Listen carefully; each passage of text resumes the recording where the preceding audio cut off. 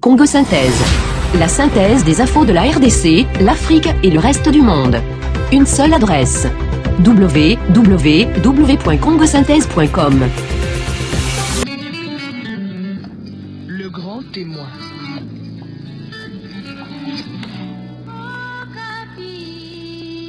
Bonjour et bon dimanche chez vous. Grand témoin a le plaisir de vous présenter aujourd'hui Freddy Matungulu Mbuyamou Ilankir, professeur d'université et ancien ministre de l'économie, des finances et du budget de la RDC. Professeur Matungulu, c'est un plaisir de vous recevoir dans Grand témoin et merci d'avoir accepté notre invitation. C'est moi qui vous remercie, Madame Kouté. Merci beaucoup. Avec vous, dans notre entretien, on va vous faire découvrir auprès des auditeurs de Radio Okapi qui nous suivent en ce moment, pas seulement à Kinshasa, mais à travers tout le pays et même à l'étranger, grâce à notre site internet www.radiookapi.net. On va parler de vous, de fonctions que vous avez occupées en RDC, des fonctions internationales que vous avez aussi occupées. Mais avant cela, on va faire un grand pas en arrière pour parler de votre enfance. Vous êtes né un certain 4 janvier 1955 à Lubembo.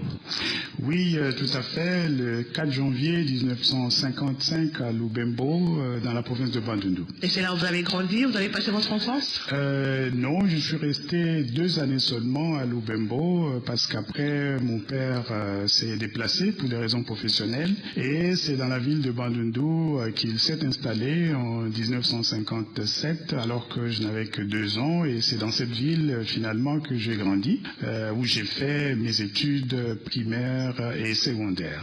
Vous avez obtenu votre certificat d'études primaires en 67 à l'école primaire Saint-Joseph de la ville de Bandundu.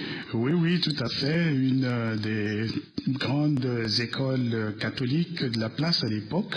Je termine l'école primaire effectivement en 67 et ensuite je vais à l'école secondaire à l'Institut Saint-Jean-Baptiste La Salle dans la même ville de Bandundu. Où vous avez fait des humanités pédagogiques. Voilà, c'est là que j'ai fait des études secondaires qui ont été sanctionnées par un diplôme d'État en 1973 de section pédagogique avec 70% de points, oui. Avant de rejoindre l'université de Kinshasa.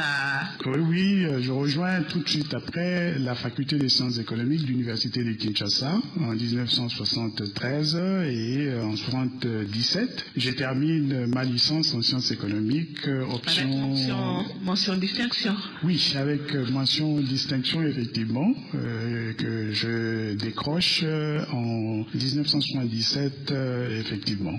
Licence en sciences économiques, option économie monétaire. Tout à fait, économie internationale et monétaire, c'est comme ça qu'on l'appelait à l'époque. Alors vous m'avez dit que votre souhait c'était de faire la médecine, de devenir médecin. Oui, tout à fait. En fait, quand j'ai fini l'école secondaire, je suis allé à l'université de Kinshasa avec l'idée de devenir médecin. Mais un médecin qui pouvait également entretenir un peu les patients en leur jouant de la musique. C'était un peu ça l'idée que j'avais en tant qu'enfant. Je suis venu à la faculté, plutôt à l'université de Kinshasa, avec cet objectif en tête, objectif malheureusement que je n'avais pas pu atteindre parce que... Pour quelle raison? Comme vous le savez, j'ai fini mes études à la faculté des sciences économiques. Pour la raison suivante, à l'époque, quand nous on allait à l'université, il avait été institué un système de quotas provincial pour chacune des disciplines de l'université. Et lorsque moi j'ai fini l'école secondaire, je suis allé à l'université de Kinshasa, il s'était trouvé que le quota alloué à la province de Bandundu pour la faculté de médecine, malheureusement, avait été atteint. Et donc, alors que j'ai suivi les cours à la faculté de médecine pendant 2 mois, au moment où j'ai reçu la confirmation de mon inscription avec l'attestation d'inscription, il avait été écrit sur ces documents que j'avais été admis en premier graduat à la faculté des sciences économiques. J'étais donc obligé, après 2 mois de cours à la faculté de médecine, de tout abandonner de cette faculté pour aller reprendre le cycle au niveau de la faculté des sciences économiques. Vous ne le regrettez pas aujourd'hui? Non, pas du tout. Hein, parce que bon, quand on regarde finalement la façon dont les choses se sont passées pour moi, j'ai l'impression que ce transfert m'a beaucoup servi et je crois avoir eu une vie assez épanouie après avoir fait ces études des sciences économiques. Vous êtes retenu comme professeur assistant après l'obtention de votre licence en sciences économiques?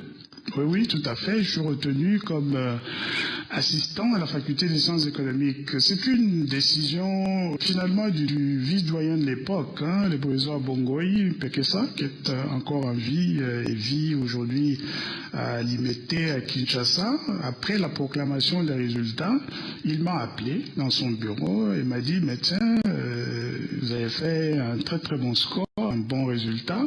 Je souhaite que vous puissiez rester ici à la faculté des sciences économiques comme assistant. » J'avais un tout petit peu hésité parce qu'à l'époque, il nous avait été également fait une proposition d'aller travailler à la Banque centrale immédiatement après avoir terminé ses études de licence en sciences économiques. Finalement, vous avez décidé de rester à l'université?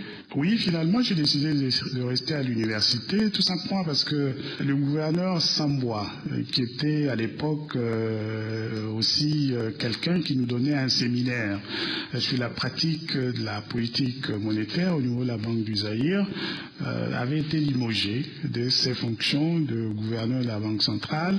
Et c'est ce qui a fait que ce projet d'engager toute notre promotion, on était à 8 qui avions fait l'économie internationale et monétaire, est tombé à l'eau. Et voilà un peu comment, dans quelles circonstances je suis retourné à la faculté des sciences économiques où j'ai commencé à travailler comme assistant. Et en 1980, vous avez eu la chance d'obtenir une bourse des États-Unis?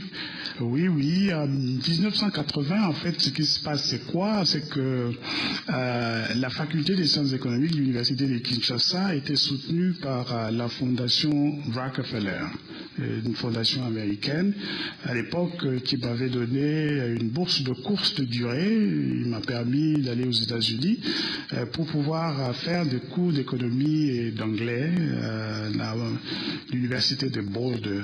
Et je suis resté dans cette ville de Boulder aux États-Unis pendant 6 mois, de mars à septembre 1980. Et quand j'ai fini ce programme, je suis revenu à la faculté et c'est l'année suivante, en 1981, que j'ai eu la bourse finalement du gouvernement américain qui m'a permis de revenir aux États-Unis pour faire ma maîtrise et le doctorat en sciences économiques aux États-Unis. Vous êtes resté pendant 2 ans pour votre maîtrise?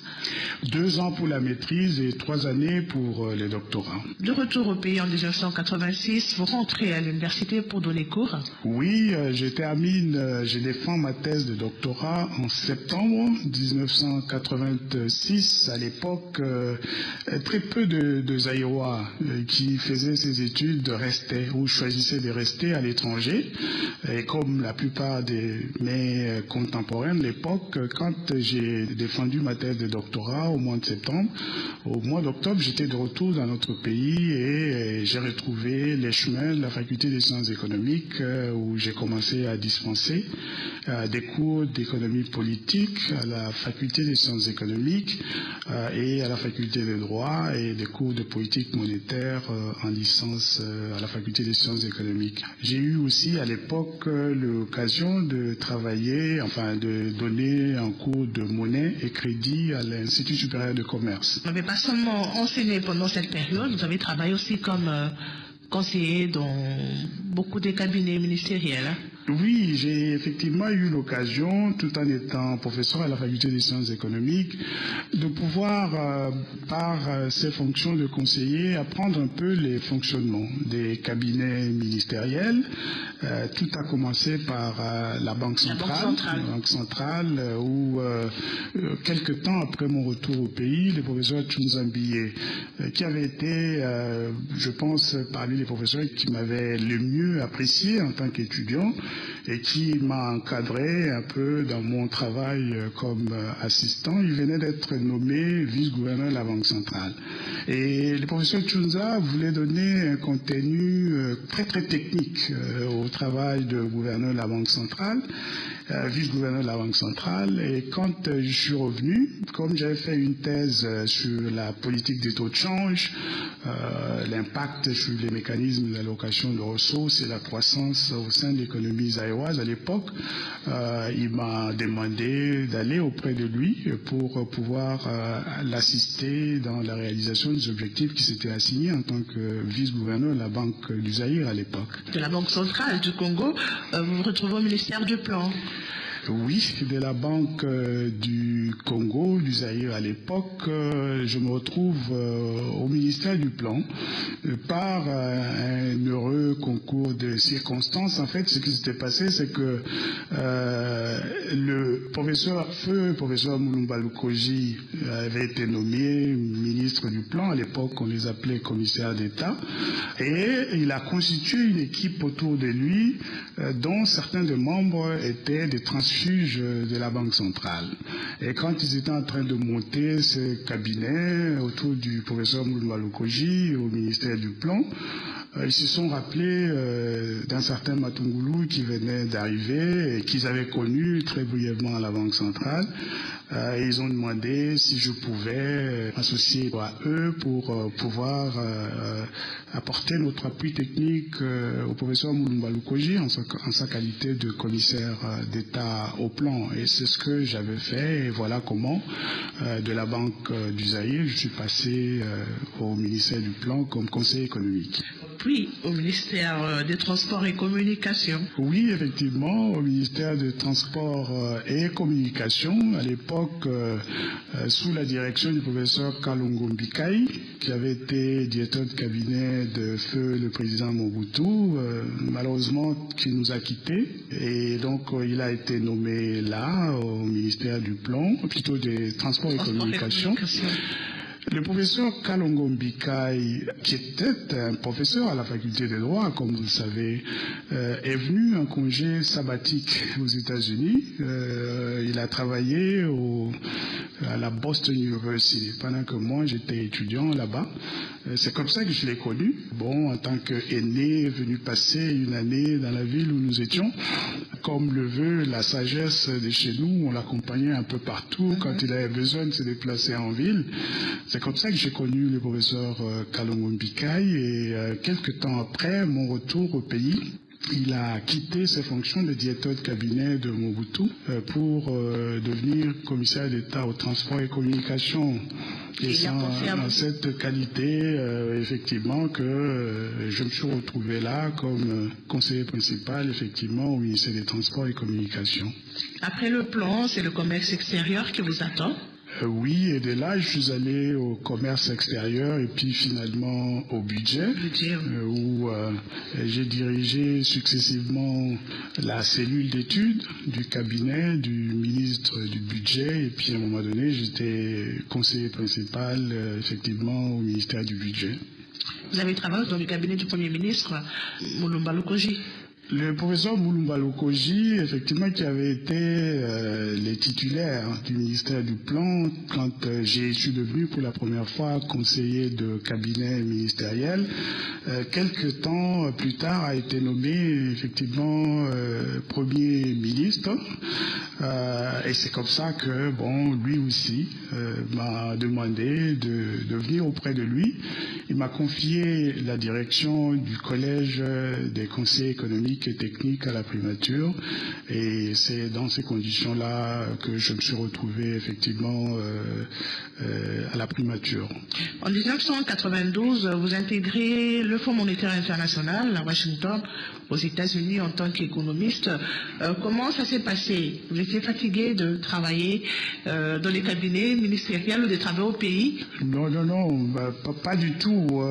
En fait, ce qui se passe en 92, c'est que le Fonds monétaire international connaît une augmentation très très sensible du nombre des pays membres à la suite de l'éclatement du bloc de l'Union soviétique à l'époque, et le Fonds monétaire a besoin de répondre à cette nouvelle demande en essentiellement recrutant de nombreux économistes pour pouvoir être amenés à suivre les travaux dans le cadre de la coopération avec évidemment la totalité des pays membres. Et c'est dans ce cadre-là que le Fonds monétaire s'engage dans cet effort de recrutement, et que moi je me retrouve là comme économiste effectivement au Fonds monétaire international en 92. Est-ce que c'est le gouvernement qui propose les candidats, ou c'est les candidats seuls qui postulent? Non, le gouvernement ne propose pas. Vous savez, au Fonds monétaire international, il y a deux types de personnel. Il y a le personnel des bureaux des administrateurs, qui sont les représentants des différents gouvernements, et puis il y a le personnel technique qui est recruté strictement en dehors de cette question de représentation des différents pays membres au conseil d'administration du Fonds monétaire international. Donc j'ai été recruté dans cette deuxième catégorie de personnel du fonds, c'est-à-dire le personnel strictement technique n'ayant pas de rapport direct avec nos gouvernements respectifs. Alors, en étant au Fonds monétaire international, vous avez créé le prix Professeur Matungulu. Oui, ceci se passe en 1992.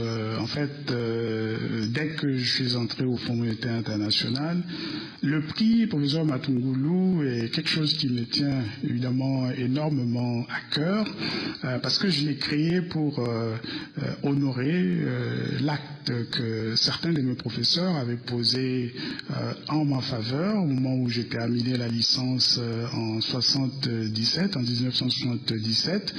Je n'avais pas été à mesure de réunir les ressources nécessaires pour couvrir les frais de préparation et d'impression de mon mémoire. Et si j'ai pu faire ce travail, c'est grâce à l'appui financier que j'avais reçu de 3 de mes anciens professeurs de l'époque, qui sont d'ailleurs heureusement tous encore en vie. Et c'est pour honorer cet acte, je pense, des hautes portées morales, que j'ai décidé de créer ce prix, un prix qui récompense dans la définition le meilleur étudiant de première licence à la faculté des sciences économiques, mettant des ressources à sa disposition pour lui permettre de pouvoir couvrir les frais de préparation et d'impression de son mémoire. Pourquoi seulement aux étudiants de première année de licence, alors que ce sont ceux qui sont en deuxième année qui ont besoin des fonds ou d'argent pour préparer leur mémoire? Tout à fait, mais parce que justement vous venez de terminer la première licence, vous avez les ressources, vous allez en deuxième licence, et donc au moment où vous recevez le prix, vous n'êtes plus en première licence, vous êtes en train d'aller en deuxième licence, et ces ressources vous sont mises à votre disposition pour vous permettre exactement de faire symboliquement ce que moi je n'aurais pas pu être à mesure de faire, d'eût été cette intervention très très salvatrice de mes professeurs. En 98, vous travaillez au Cameroun pour le compte du FMI.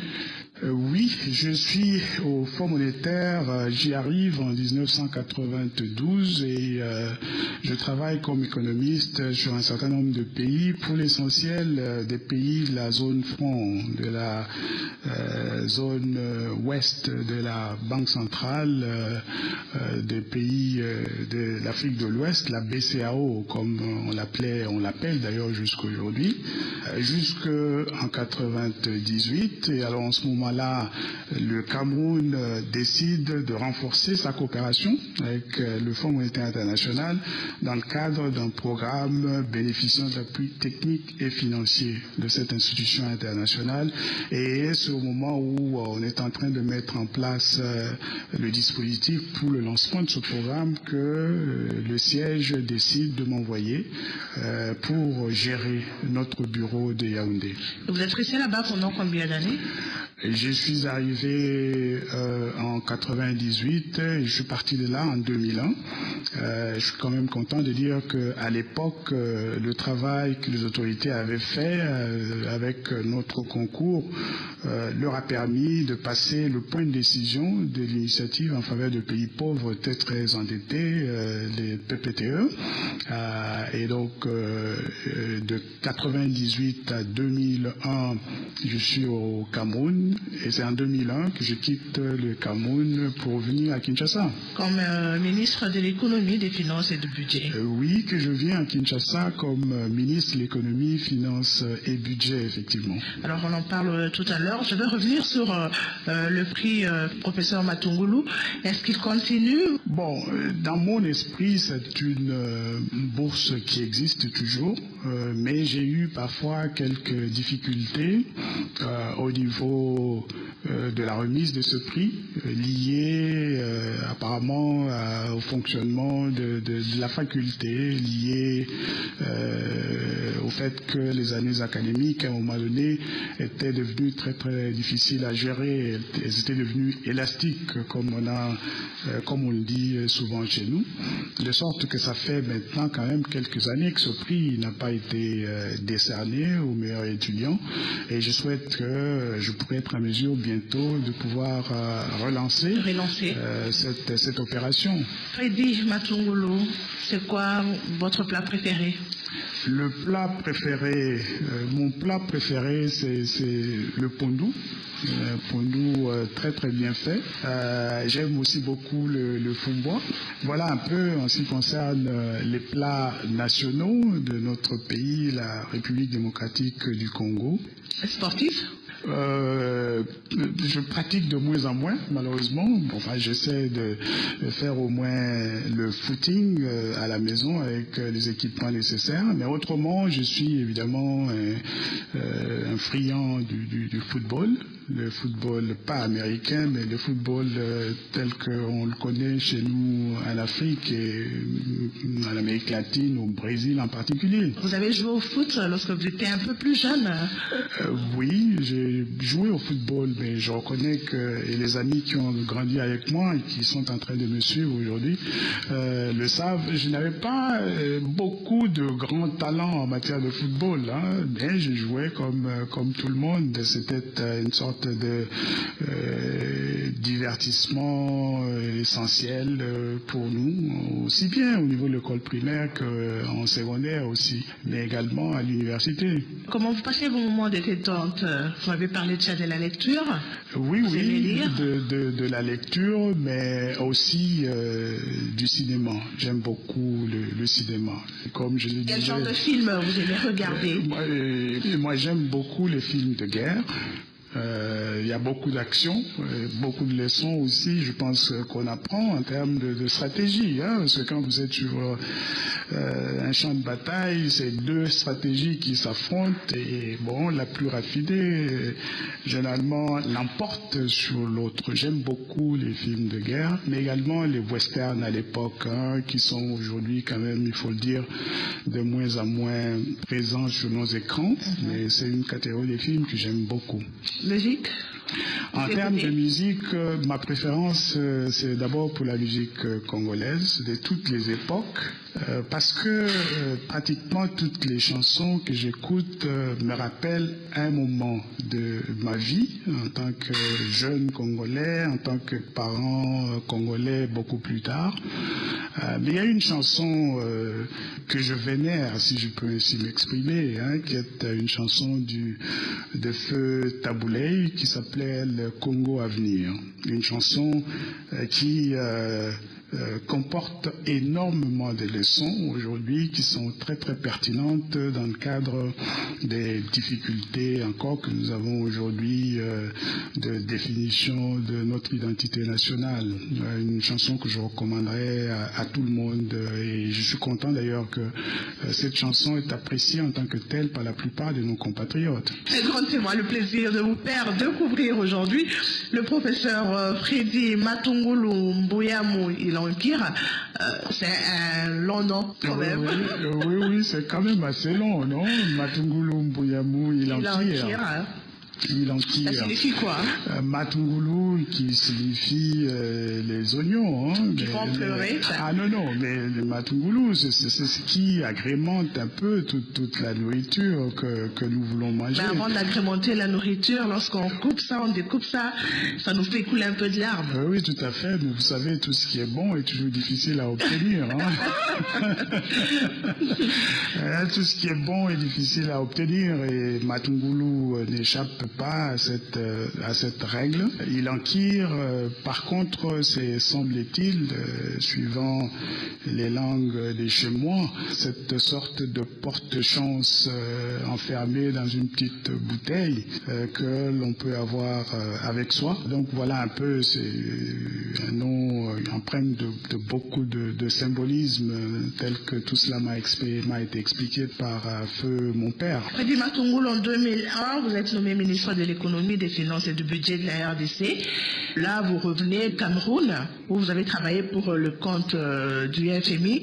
Selon ce qu'on a appris, vous avez été imposé pratiquement par les institutions internationales. Non. Dans ce gouvernement Je ne suis pas de cet avis. Je crois que si je me suis retrouvé au ministère des Finances de chez nous, c'est parce que les autorités congolaises avaient souhaité pouvoir mettre mon expérience à la disposition de notre pays. J'avoue aussi que du côté du Fonds monétaire international, on voulait bien que l'institution puisse être à mesure d'accompagner la République démocratique du Congo après le drame du décès de feu Laurent Désiré Kabila dans ses efforts de redressement de l'économie. Voilà un peu pourquoi et dans quelles circonstances je suis rentré au pays. Donc vous n'avez jamais été imposé à la RDC? Non, absolument pas. Et pendant votre mandat, vous avez réussi quand même à stabiliser le cadre macroéconomique de la RDC, l'inflation. Oui. Mais qui ne s'est pas fait ressentir au niveau du panier de la ménagère ou au niveau de la population? Oui, nous sommes arrivés, je crois qu'il faut quand même le rappeler, hein, dans un contexte où on avait un taux d'inflation de plus de 500%. On avait une monnaie qui dansait, pour ainsi parler, hein, comme on dit chez nous, au taux du jour. C'est l'expression consacrée aujourd'hui, hein, qui reflète un peu la situation dans laquelle nous étions en ce moment-là. On avait également une économie qui a connu une contraction très poussée. Je crois qu'elle a perdu peut-être le tiers de sa valeur pendant les dernières décennies qui précédaient notre arrivée au pouvoir. Et le pays connaissait aussi des pénuries énormes dans beaucoup de secteurs de la vie nationale. Et je citerai en particulier les cas des approvisionnements en produits énergétiques. On pouvait littéralement passer 2 semaines à une station d'essence sans pouvoir être à mesure d'attraper une goutte d'essence. Alors, notre mission, dans un premier temps, c'était évidemment d'assurer cette stabilité du cadre macroéconomique. Parce que la stabilité du cadre macroéconomique est comme la fondation que vous devez poser pour pouvoir ensuite construire l'économie ou, dans le cas précis, reconstruire l'économie. Il n'y avait peut-être pas de grandes retombées sociales positives de cette action, mais déjà à l'époque, je me rappelle que puisque nous avions réussi à stabiliser la valeur externe de la monnaie nationale, il fut un moment où finalement la monnaie s'était appréciée, avec comme conséquence qu'il y a un certain nombre de produits dont le prix en monnaie nationale avait baissé, y compris, je me rappelle très bien, à l'époque, le Coca-Cola, le poulet. Et cela a permis qu'un certain nombre de foyers qui, depuis très longtemps, ne pouvaient plus avoir accès à ces produits de première nécessité, de nouveau commencer à les consommer. Mais évidemment, cela n'était qu'un point de départ. L'objectif de l'action gouvernementale qui doit être vu dans sa globalité, c'était au-delà de la stabilisation du cadre macroéconomique, c'était de construire, moi, ce que j'appellerais un État responsable, où le système judiciaire était indépendant, fonctionnant comme il se doit, les services de sécurité assurant la protection des biens et des personnes, le gouvernement également mettant en place des infrastructures de base en termes de routes, approvisionnement en électricité et autres qui sont nécessaires pour qu'on ait une économie performante. C'est un peu tout ça que nous étions en train de poursuivre comme objectif, et la stabilisation du cadre macroéconomique n'était qu'un volet de l'ensemble de toutes ces actions qu'on était en train de mener. Et je crois qu'on a commencé quand même cet exercice avec beaucoup de bonheur. Parce qu'au moment où moi, personnellement, j'ai quitté le gouvernement, sur un certain nombre de ces secteurs, il y avait des progrès indiscutables qui avaient été réalisés. Satisfait de cette expérience comme ministre de l'économie, finance et budget? Oui, tout à fait satisfait de cette expérience.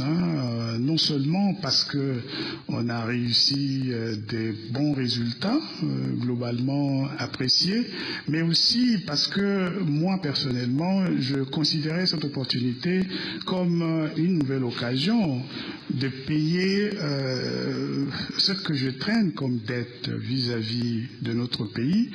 Et je vais m'expliquer de quelle dette s'agit-il. Il ne faut pas oublier que le fait que nous, quand on était à l'université, à l'époque, on était entièrement pris en charge par l'État congolais. Vous arriviez sur le campus de l'université de Kinshasa avec rien d'autre que votre discipline et votre volonté de travailler. Et cela a été vrai sur les 4 ans d'années d'études que nous avons passées à l'époque sur les campus universitaires. Et donc, quelque part, nous sommes toujours redevables vis-à-vis de ce pays. Je sais que pour les jeunes aujourd'hui, c'est pas très exactement la même expérience. Et pour cette raison, peut-être qu'ils ne sentent pas cette obligation de rendre un tout petit peu de ce qu'ils peuvent faire ou de ce qu'ils ont reçu dans la vie au pays de la même façon que nous. Donc voilà, on a, en tant que ministre des Finances, sur le plan professionnel, évidemment, j'étais satisfait des résultats qu'on avait pu réaliser. Ce n'est jamais, évidemment, des résultats parfaits, mais à partir du moment où il y avait quelques progrès, c'était déjà ça. Et puis, deuxièmement, sur un plan strictement personnel, c'était une nouvelle occasion de pouvoir rendre un tout petit peu à la nation ce que j'avais reçu d'elle. En 2003, vous décidez de démissionner de votre poste de ministre des Finances. Pour quelle raison? En 2003, je constate que le programme que nous étions en train d'exécuter, des réformes d'une façon générale, commençait un peu à s'essouffler. J'ai pensé que j'avais besoin d'avoir un renouvellement de la confiance, du soutien du chef de l'État dans l'exercice de mes fonctions. Malheureusement, j'avoue que je n'avais pas eu ce soutien que j'attendais. Je voyais les clignotants au niveau du programme commencer à virer au rouge. Soutien pourquoi? Parce que vous étiez combattu au sein du gouvernement?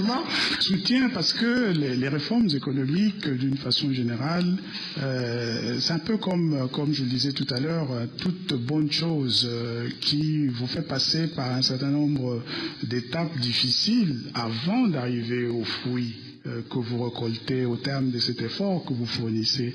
Et le plus souvent, ce que l'on constate, c'est que tout au début, quand l'effort est d'ailleurs le plus exigeant, très facilement, on peut être amené à abandonner.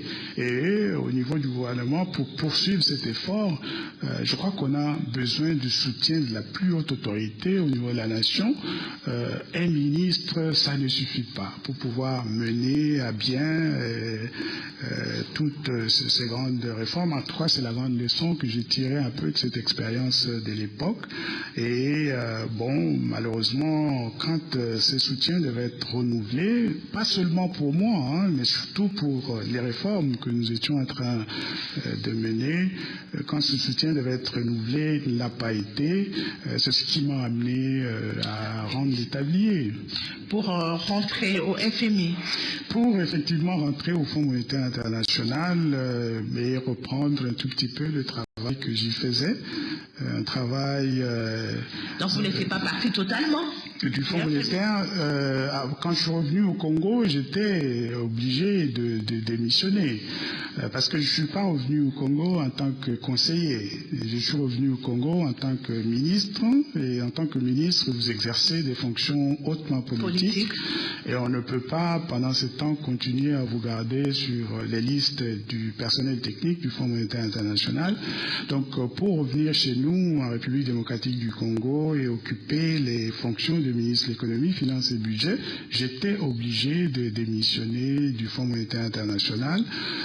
Mais quand j'ai terminé ce travail que je faisais, le Fonds monétaire a estimé que j'avais renforcé par cette expérience un peu mon expertise dans le domaine de la gestion de l'économie et que à partir du moment où je ne m'étais pas compromis dans l'exercice de mes fonctions, qu'ils pouvaient me reprendre et ce qui avait été fait. Ce qui a été fait. Tout à fait, oui. De 2003 à 2014, vous êtes fonctionnaire du FMI. Jusqu'au moment où vous décidez de prendre une retraite anticipée parce que vous avez des ambitions politiques. Non, je décide de prendre une retraite anticipée d'abord parce que je tenais à être présent, à participer au débat très très important qui a lieu maintenant depuis plusieurs mois dans notre pays sur les enjeux de l'heure. Un débat dont l'issue, on le voit de plus en plus, je pense, définira l'identité de la nation congolaise pour des décennies à venir. Et je me suis dit que je n'avais pas le droit de rester bras croisés pendant que tous les miens étaient en train de s'efforcer en discutant, parfois évidemment de façon assez discordante, il faut le reconnaître, mais en discutant tout de même sur ces thèmes très très très importants qui touchent au fondement même de la nation congolaise. Donc voilà un peu la grande raison qui explique le fait pourquoi ne pas apporter ma contribution pour la reconstruction du pays, le développement. Tout à fait. Vous vivez aux États-Unis, le débat se passe au Congo. Comment vous comptez apporter cette contribution dont vous parlez? Bon, je vis aux États-Unis pour le moment, mais j'ai pris une retraite anticipée, ce qui signifie que je serai désormais beaucoup plus présent chez nous. Pour participer au débat en tant que tel, on n'a pas besoin d'être physiquement, évidemment, dans le pays comme j'ai pu. C'est important quand même. Oui, mais comme j'ai pu, je crois le faire à travers des interventions dans la presse écrite et audio. Mais il faut être présent et je crois que ça, c'est quelque chose qui va être fait très très bientôt. Est-ce que ça veut dire que vous revenez au pays très très bientôt? Ah oui, je vais être désormais beaucoup plus présent au pays qu'aux États-Unis, parce que j'étais beaucoup plus présent aux États-Unis qu'au pays pendant plusieurs années, parce que j'y travaillais. Maintenant que j'ai pris une retraite anticipée, il n'y a pas de raison pour que je continue à rester beaucoup plus longtemps aux États-Unis plutôt qu'au pays. Mais ça demande une certaine préparation et c'est ce que je suis en train de faire. Vous revenez pour faire la politique active? Bon, je reviens d'abord pour être présent parmi les miens, les 70 millions de Congolais qui sont chez nous en République démocratique du Congo. Il vous manque à ce point? Ah oui. C'est pour ça que je tiens à garder un contact très très suivi avec le pays. Mais aussi pour pouvoir être à mesure d'abord de continuer avec les débats actuels sur les enjeux qui définissent l'avenir du pays. Et pourquoi pas être très très présent aussi sur la scène politique. Ça, je peux vous le dire très ouvertement. Ça veut dire que vous vous préparez aux prochaines élections. Oui, c'est ce que ça veut dire. Professeur Freddy Matungulu, c'était un plaisir pour nous de vous recevoir dans cette émission. Vous avez peut-être un dernier mot, un message à adresser à tous ces Congolais qui nous suivent en ce moment. Mon message est le suivant. Comme je l'ai dit plusieurs fois au cours de cette interview, notre pays est littéralement à la croisée des chemins. Et c'est nous qui allons définir l'identité de cette nation, ce que notre pays sera demain. Et pour cette raison, je souhaite vivement que tous les enfants du pays puissent avoir l'occasion de participer à ces débats sur l'avenir de notre pays. Ceci signifie que la liberté d'association, la liberté d'expression garantie par la Constitution doivent être une réalité. Et pour cette raison, je souhaiterais vraiment que tous les nôtres qui sont encore aujourd'hui détenus pour avoir exprimé des opinions qui n'étaient pas nécessairement favorables au gouvernement puissent avoir l'occasion de nous retrouver et d'avoir ces débats sur l'avenir du pays avec les autres compatriotes qui sont en dehors des prisons aujourd'hui. Et je crois que notre pays gagnerait beaucoup à ce que tous puissent avoir l'occasion, évidemment dans le respect des lois de la République, de pouvoir participer à ces débats. Freddy Matungulu, je vous remercie. C'est moi qui vous remercie, madame. Merci beaucoup.